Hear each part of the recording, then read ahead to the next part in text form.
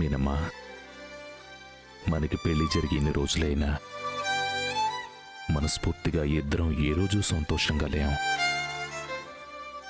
ఏవో ఆటంకాలు, డిస్టర్బెన్సెస్ మనల్ని వెంటాడుతూనే ఉన్నాయి. కొన్ని రోజులు నువ్వు నాకు దూరం అయ్యావు.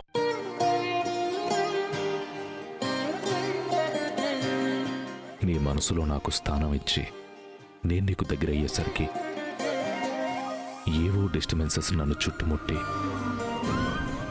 నేను నీకు దూరంగా ఉండాల్సిన పరిస్థితి ఏర్పడింది.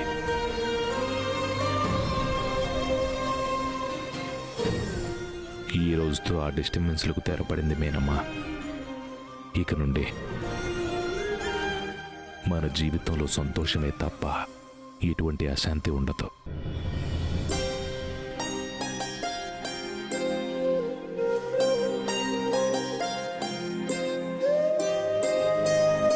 నాకు కూడా కావాల్సింది అదేనండి.